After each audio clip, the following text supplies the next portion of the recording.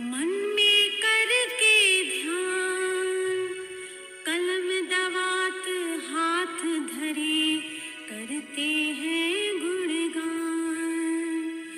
ब्रह्मा विष्णु महेश आप लोगों का हार्दिक स्वागत व अभिनंदन। ये बड़े गर्व का विषय है कि हम लोग यहाँ पे स्वामी विवेकानंद जी की जयंती के उपलक्ष्य में हम सब लोग एकत्रित हुए हैं।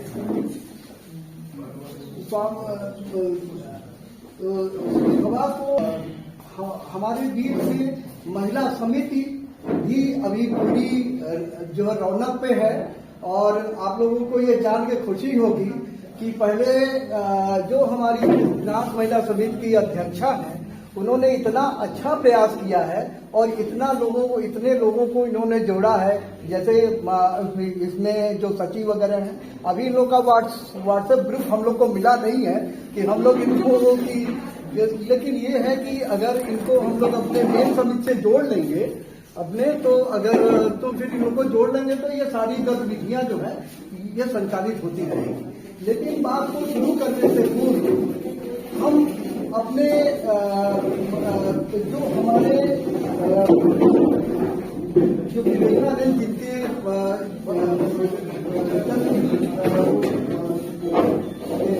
उसमें इकट्ठे हुए हैं, उनके लिए पहले हम लोग अपने वयोवृद्ध श्री अर्जुन लाल श्रीवास्तव जी से हम गुजारिश करेंगे कि वो आवे और इसका माल्यार्पण करें। उसके तत्पश्चात श्री किरण शंकर जी को हम लोग आमंत्रित करते हैं कि आवे और माल्यार्पण करें।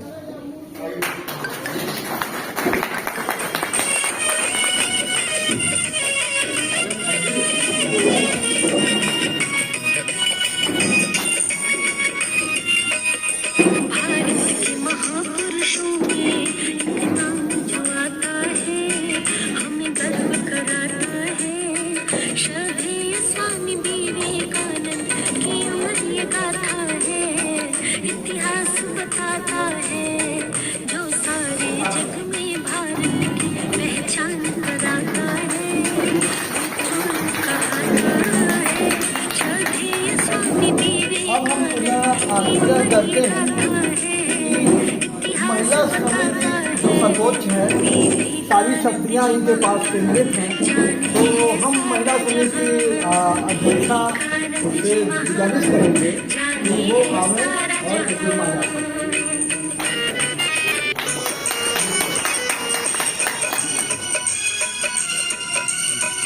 ये माता श्रीमती भुवनेश्वरी देवी की प्रिय संतान, विश्वनाथ जी पिता पाया प्रभु कलेवर दान। 12 जनवरी की थी तिथि महान, भारत को गौरवान्वित करने आया जग की शान। नाम नरेंद्र नाथ रखा था समझ के इतना दान, वीरेश्वराधि पिता श्री ने रखा उनका नाम। पिता अटर्नी थे और माता गृह पूजा में रत, इनको कंठस्थ रामायण गीता महाभारत। पिता की मृत्यु से इनके फिर बिगड़े थे हालात, फाके में भी गुजरे इनके थे कुछ दिन बर्बाद। ज्ञान ध्यान में बचपन से रम जाता है, प्रभु का हो जाता है। श्रद्धेय स्वामी विवेकानंद की अमर ये गाथा है, हाँ अमर ये गाथा है।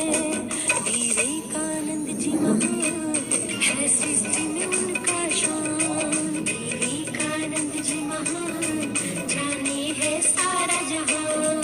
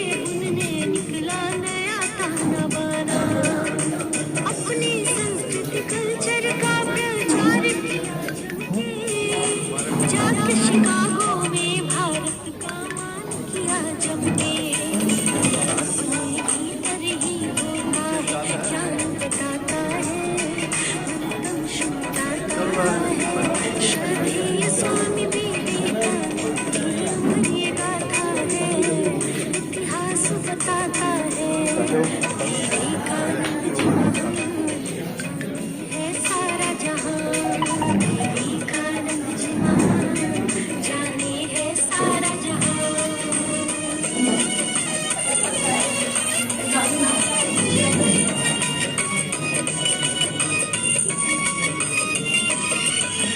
जैसा सोचोगे पाओगे खुद पे करो विश्वास सदा कर्म कर मिलने की तू मन में रखना आस नेक चरित्र हो उनके जैसा नहीं कोई धनवान सुख और दुख है महान शक्र इनसे पाना ज्ञान बांटने का तुम नियम बनाओ तुझे की सोचो अपने इरादे पक्के रखो ना तू कभी कहो साहस विनम्र कर्मशील बनो शंका नहीं पालो अपने इरादे पक्के रखो जो चाहे पालो ऐसे ही चाहने वाले अपनी मातृभूमि की शान 39 की उम्र में एक दिन त्याग चलेगा खुशबुदारी प्रेम श्रद्धा से लेके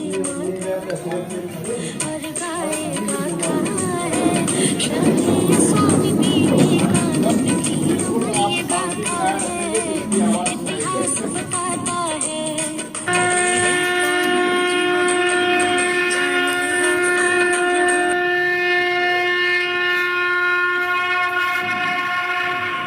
बोलते नहीं हो। किसी मोबाइल में से कोई आवाज हो तो बताइए।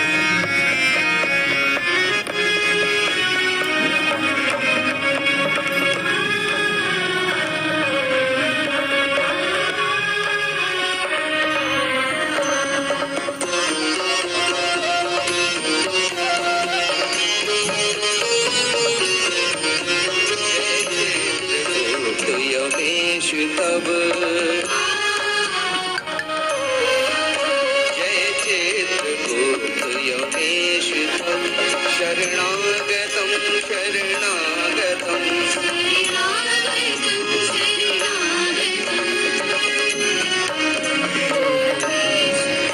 जय पूज्य पद पद्मेश तब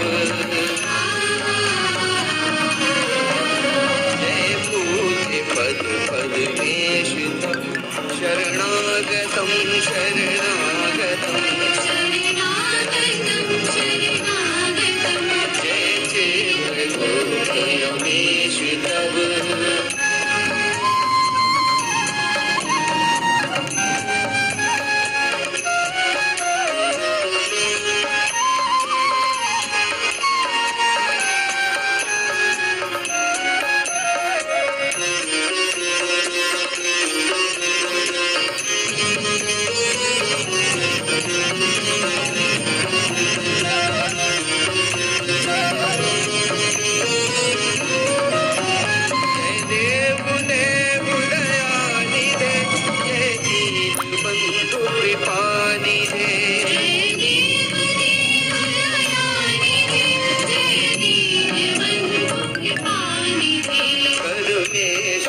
हरवेश जय करुणेश जय हरवेश जय शरणागतं शरणागतं चित्रकूट यमेश तब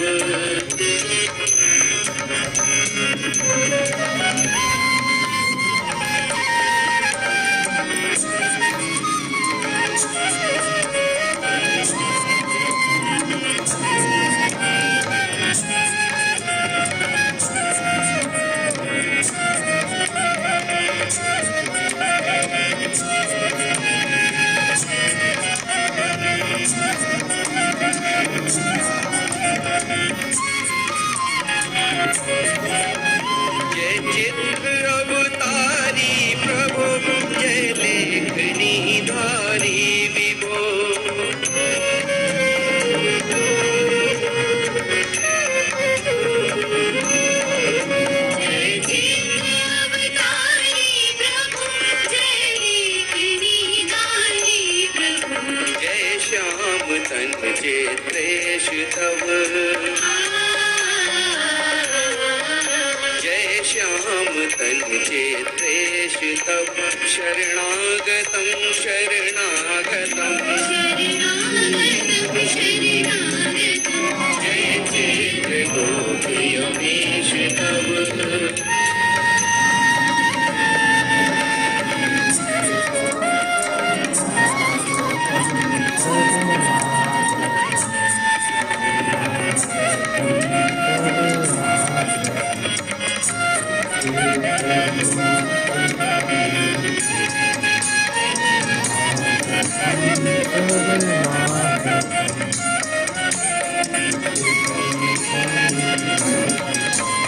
वृषादि भगवत हर्ष जय कायस्थ कुल अवतंस जय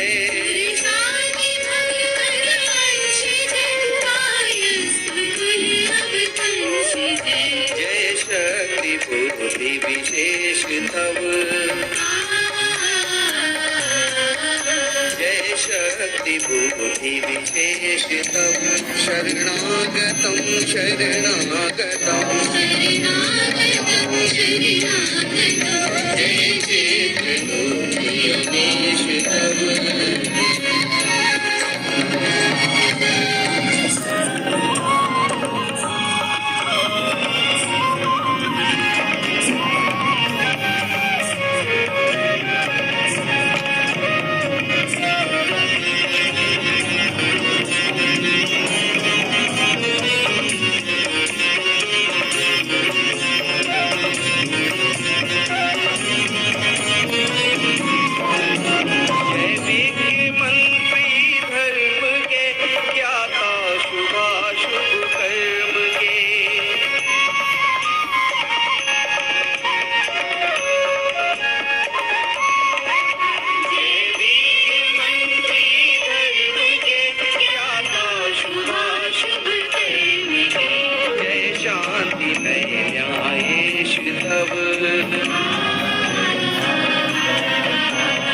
शांति न्यायेश तव शरणागतं शरणागतं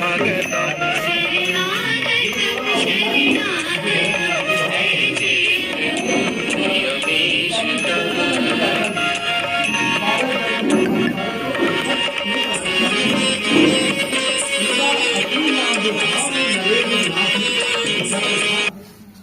और उनके पिता का नाम विश्वनाथ दत्त, वो हाई कोर्ट में वकील थे।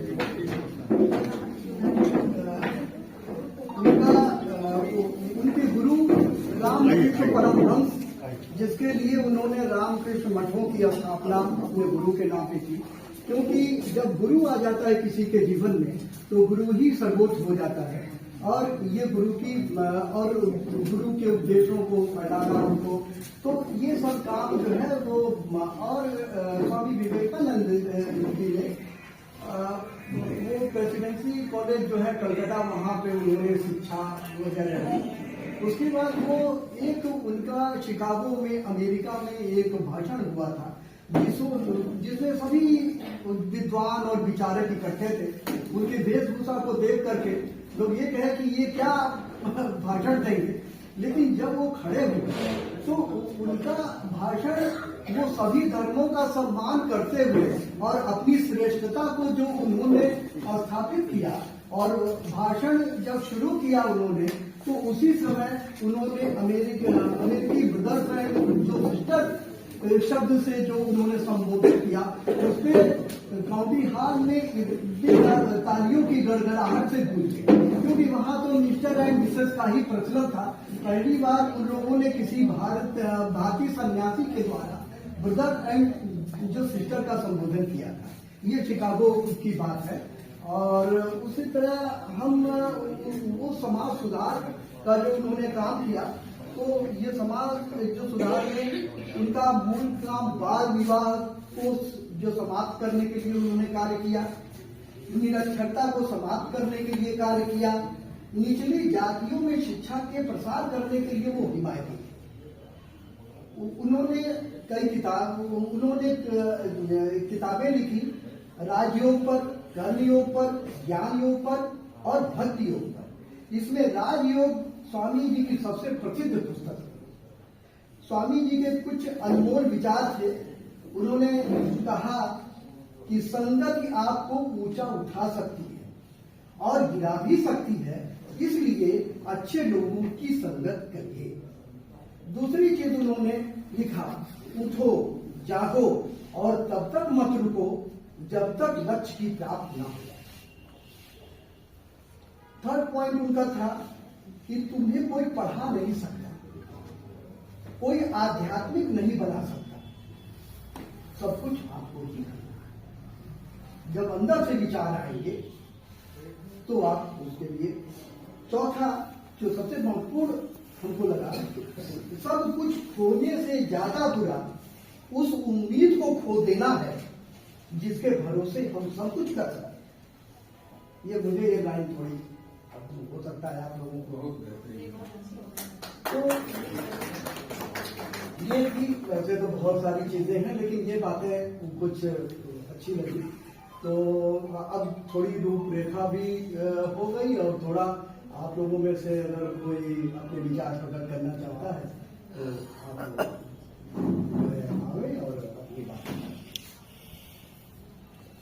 ये देखिए बड़ा अच्छा लग रहा है कि हमारे बीच से एक हमारी चित्रांश बहन जो है वो आ रही है।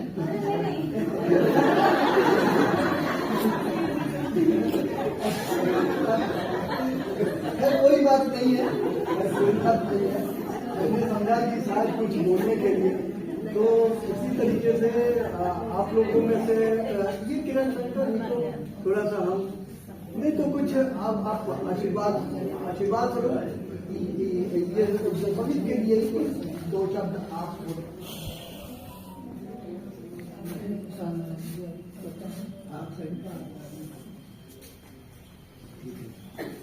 और कोई अपने विचार ये रख सकता है। जय श्री राम। और अध्यक्ष जी सबसे पहले आप धन्यवाद। मैं अमिता श्रीवास्तव इस मंच से आप सबका धन्यवाद ज्ञापित करना चाहूंगी कि आप लोगों ने मुझे एक मौका दिया स्वामी विवेकानंद जी की जयंती पर बोलने का। जैसा कि हम सभी जानते हैं, इसे नेशनल यूथ डे यानी राष्ट्रीय युवा दिवस के रूप में मनाया जाता है। ऐसा क्यों है, मैं इसे जरूर एक्सप्लेन करना चाहूंगी। क्योंकि हमारे बीच ये एक समाज सुधारक भी थे, एक बहुत बड़े संत भी थे और महज 39 साल की उम्र में इन्होंने इतना कुछ इस समाज को दिया कि वो हमारे 35 साल से तो आज मैं इससे प्रकाश डालना चाहूंगी कैसे क्यों। जैसे हमारे युवाओं की इनके विचार जो थे हमारी युवा पीढ़ी के लिए बहुत ही खास थे। जैसे इन्होंने जो एक लाइन्स बोला, उठो जागो और तब तक मत रुको जब तक हम अपनी मंजिल ना मिल जाए। These lines are still inspiring for both candidates, those aspirants who are residing beside their home to prepare for the examination. जैसे सिविल सर्विसेज के लिए जो हमारे बच्चे आज प्रिपेयर कर रहे हैं, हमसे दूर रह रहे हैं, उनके अंदर एक आस है, उस होप के साथ वो जीते हैं कि उन्हें कुछ करना है, कुछ कर गुजरना है। सॉरी फॉर माय लेकिन ये कोर्स जो है आज भी एस्पिरेंट्स के लिए बहुत वर्किंग है। और जो बच्चे दूर रहते हैं कहीं ना कहीं इनके दिमाग में ये चलता रहता है कि हमें कुछ कर गुजरना है, सोसाइटी को देना है, अपग्रेड करना है।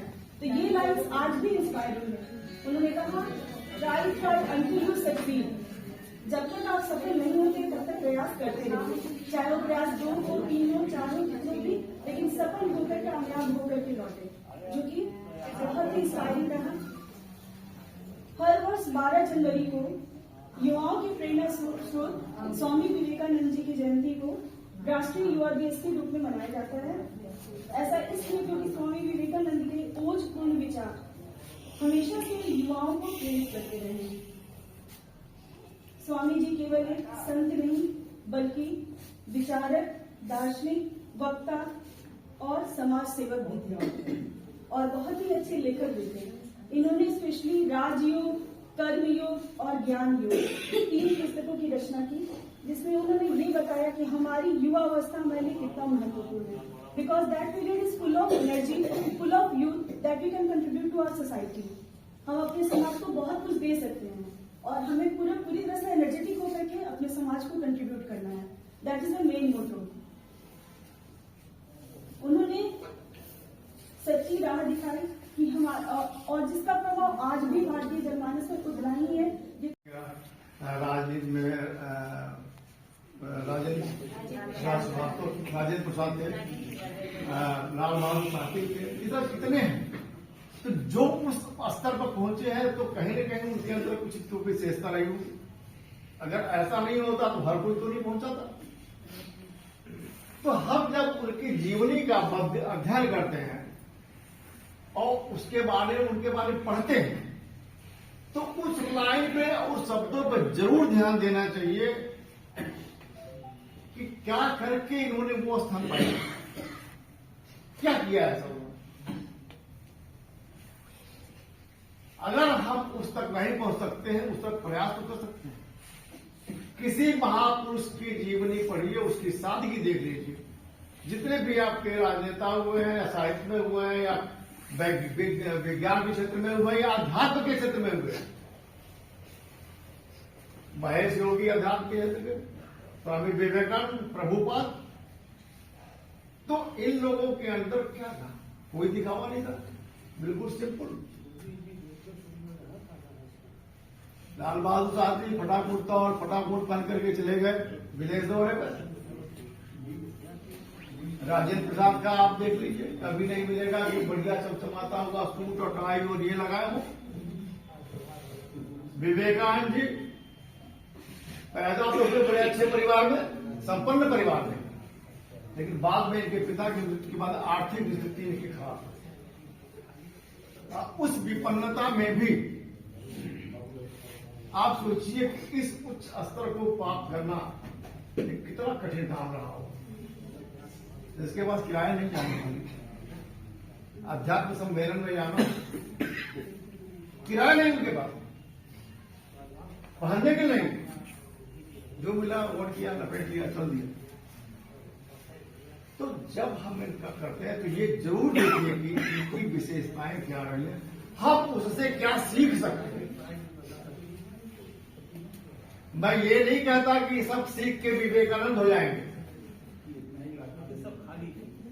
मैं बालू की दीवार खड़ा करने की ताकत नहीं रखता, ना झूठ की बुनियाद पर मैं अपने खड़ा करना चाहता हूं। हम नहीं विवेकानंद हो सकते, हम लाल बहादुर शास्त्री नहीं हो सकते, हम राजेंद्र प्रसाद नहीं हो सकते, लेकिन कुछ कदम तो उस पर चल सकते हैं। एक भी चीज अपना लीजिए, इस महापुरुष की एक कोई चीज अपना लीजिए, आपका जीवन बदल जाएगा। अध्यात्म के क्षेत्र में, समाज के क्षेत्र में, उस समय वो देश गुलाम था। और आप सोचिए, देश गुलाम था, आस्था की पराकाष्ठा थी। आप सोच सकते हैं आस्था की पराकाष्ठा किस कदर थी कि लोग ये नहीं समझते थे कि धर्म है क्या। आपके हिंदुस्तान में मुसलमानों की संख्या बहुत कम है। आपको सच्ची बात बता रहा हूं, ऐसा नहीं कि मैं कोई अपने से बता रहा हूं। और ये तो दिमाग में सबके फैला ना कि कुछ तो तलवार के जोर पे हिंदू मुसलमान बने। आप कुछ तो ऐसे हैं जिसको आपको मुझे कहने में शर्म आती है। अभी हमीरपुर जिले में एक गांव है जो पूरा का पूरा गांव क्षत्रियों का है। अब पूरा का पूरा गांव मुसलमान बन गया। कैसे बन गया मैं उसको उदाहरण देता हूं, वो सत्य घटना है। उस पूरे गांव में क्या होता, पहले गांव में क्या होता था, एक कुआं होता था, पूरे गांव का एक कुआं होता था। उसी कुएं पे सभी पानी पीते थे, वहीं से नहाते थे, वहीं सारा काम होता था। और उस समय क्या था कि उस समय के जो वहां के कर्मकांडी पंडित होते थे या ब्राह्मण होते थे, धर्म कर्म के ठेकेदार थे।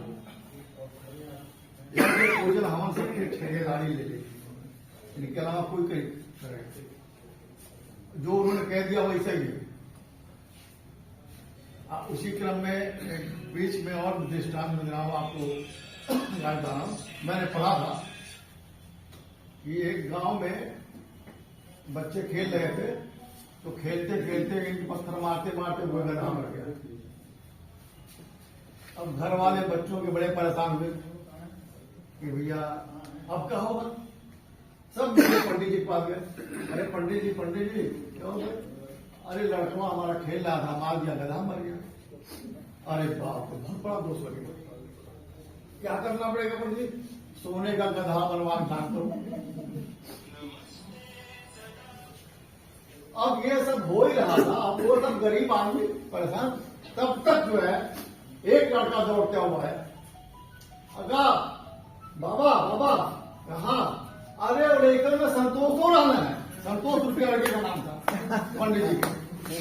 तो पंडित जी का देखे कह दो क्या, सब नहीं करते वो संतोष गधा बदले कौन आए मतलब मेरे कहने का ब्राह्मण पर लोग इतना ज्यादा निर्भर। तो हमीरपुर में एक ही कुएं से पूरे गांव को पानी जाता था। तो एक वहां के जो पंडित थे वो प्रतिदिन वो सबसे पहले कुएं पहुंचते थे 2 बजे 3 बजे, अपना मथुन नहाना वहाना करते थे। तो वहां के वो मौलवी देख रहे थे, घूमते आए थे, भिक्षा मांगते मांगते देख लिया उन्होंने। देखने के बाद उन सबने क्या किया कि उनसे एक दिन पंडित जी पकड़ लिया सवेरे। जैसे कुआं पहुंचे पंडित जी को पकड़ लिया, अपने बाल्टी में सबों ने डाल के कुएं से पानी निकाला, पानी पिया और बचा हुआ पानी कुएं में डाल दिया। और रोटी लिए थे सब, रोटी का टुकड़ा खा के 2 टुकड़ा रोटी का कुएं में डाल दिया। और पंडित जी को लेते जाए सब घर अपने, 2-3 दिन तक घर में रखे रहे। उसके बाद पंडित जी को छोड़े, पंडित जी आए, गांव में हंगामा कर दिया था, बड़ा अनर्थ हो गया, बड़ा अनर्थ हो गया, बड़ा अनर्थ हो गया, ये हो गया। अब गांव वाले इकट्ठे सारे साथ सकते, अरे बाबा क्या हो गया? हाँ क्या बताऊंगा, अनर्थ हो गया, क्या हो गया? आए तो ऐसा हो गया, यमन आए थे, कुएं तो सब उठा कर दिया, अब पूरा गांव पानी पी लिया, पूरा गांव। ये सच्ची घटना है। क्या होगा? कुछ नहीं, क्या हो सकता, तुम्हारा धर्म ही खत्म हो गया। अब धर्म की व्याख्या भी कैसे की गई, ये ध्यान दीजिए। धर्म की व्याख्या कैसे की? अरे जो धर्म आपकी रक्षा नहीं कर सकता, अपनी रक्षा नहीं कर सकता, हमारी आप रक्षा क्या करेगा? आडंबर में कभी मत फंसिए। पूरा का पूरा गांव मुसलमान हो गया, क्या कि हम तो झूठा था। तो ये बता रहा हूं कि जो ये कड़ियां जो है इस तरह के, जो आप सोचिए उस समय जब आस्था कितनी प्रबल थी, इन्होंने क्या कहा था? इन्होंने कहा था कि हिंदुस्तान को चाहिए निकल पड़े भरभूजे के भाड़ से, नाई की दुकान से, मोची की दुकान से, दर्जी की दुकान से, जंगल से, पहाड़ से, गरीब से, कुटिया से, घर से निकल पड़े और आजादी का बिगुल बजाते और सारे मंदिरों के जितने भी देवता हैं सबको निकाल के बाहर फेंक देना चाहिए और वहां पर जितने गरीब जनता सबको बैठा दो, उसकी पूजा करो। नारायण कहां मिलता है भाई? नारायण किसी अमीर घर में नहीं मिलेगा। नारायण अगर आपको मिलेगा भी तो गरीब के रूप में मिलेगा, किसी न किसी ऐसे लाचार के रूप में मिलेगा कि आप पहचान नहीं सकते। इसीलिए क्या दलित नारायण की सेवा इसलिए जागे इनको वो आह्वान किया। जितने दलित हैं, जितने परेशान हैं, जितने भूखमरी के शिकार हैं, जितने खाने पीना मर रहे हैं, सबको उठा के मंदिरों बैठा दो, सबकी सेवा करो। इससे बड़ी सेवा क्या है? अगर आप मानते हो कि ईश्वर है तो ईश्वर सबके अंदर, उसी का अंश सबके अंदर है, तो सभी ईश्वर है। अमीर गरीब, बीमारी या आपकी आर्थिक स्थिति कमजोर है या बड़ी समृद्ध है, आपकी स्थिति क्या है, ये सारा डिपेंड करता है आपके पूर्व जन्म के कर्मों को। कर्मों के लेखा जगह है। अगर ऐसा नहीं होता तो इंसान में जानवर में कोई फर्क नहीं आता। 84 लाख योनियों में केवल इंसान की एक योनि ऐसी है, सुनिए, 84 लाख योनियों में केवल इंसान की योनि ऐसी है जो 2 काम करने आती है ईश्वर में। पहला, पिछले जन्म के कर्मों का प्रायश्चित करो और अगले जन्म के लिए अच्छा काम करो। बाकी किसी को ये सुविधा नहीं प्राप्त है, देवताओं को सुविधा नहीं प्राप्त। और कोई ऐसा सेक्टर नहीं था जिस सेक्टर पर इनका प्रवचन नहीं था, इन्होंने बोला नहीं हो, इन्होंने बताया नहीं। इन्होंने गीता पे भी बड़ा व्याख्यान दिया है। आपका तो मैं बताऊं आपसे, इन्होंने कहा कि भाई पूरी गीता पढ़ लीजिए तो 2 चीजें आती हैं। एक तो विचारों का सामंजस्य, दूसरा आसक्त और अनासक्त। आसक्त और अनासक्त, हम हर जगह आसक्त हैं, अनासक्त कहीं नहीं। अगर हमने किसी को 10 रुपया दिया तो मन में 20 बार सोचेंगे आज मैं 10 रुपया दिया। ये हमारी आसक्ति है। इस आसक्ति से आपको हटना है अगर आप उस रास्ते पर जाना चाहते हैं। कोई अमीर होगा, किसी गरीब को 10-20 रुपया दे देगा, 1000, 2000, 2000 रुपया देगा, कपड़ा दे देगा, खाने को दे देगा, लेकिन अगर चलेगा आज तो मैंने उसको खाना खिलाया। ये जो भाव है ना, ये आसक्ति का भाव, ये आसक्ति का भाव है। आपके में और जानवर में कोई फर्क नहीं है। वो भी अपने बच्चे का पेट पालता, अपने बच्चे के लिए किसी दूसरे जानवर को मार सकता है, हम भी करते हैं।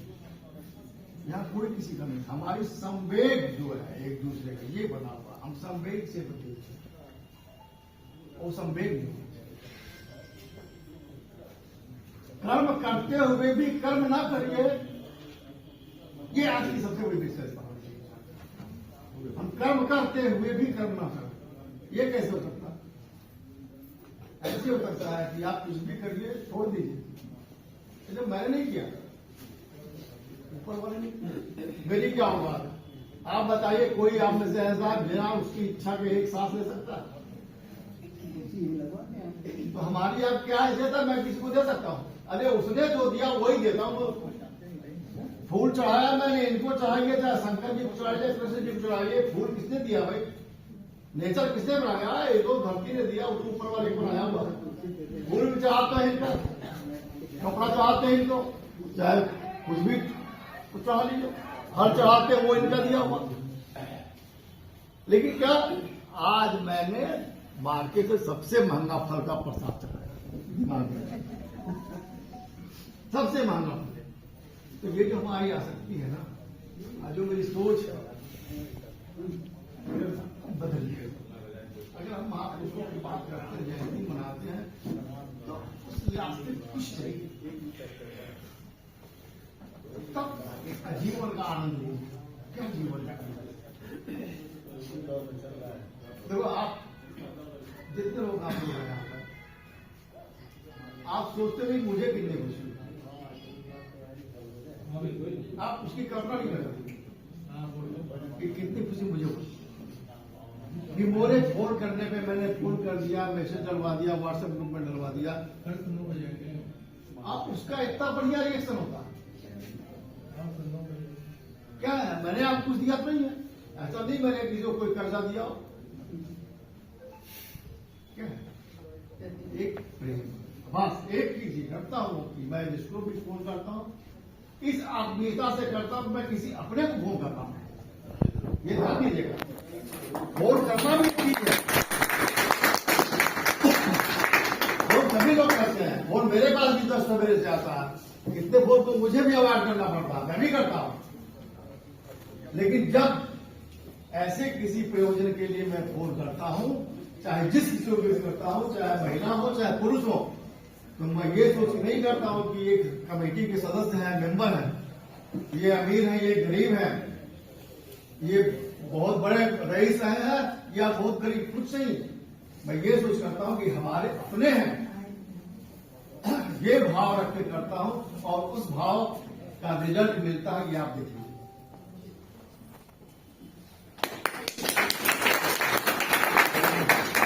आज सवेरे आज की ठंडक कल से ज्यादा है, आप आज कुछ लोगों के मन में रहा होगा, मेरे कमेटी के मेंबरों में, कि भैया आज मेरी ठंडक आएंगे लोग नहीं आएंगे, मुझे कोई परवाह नहीं।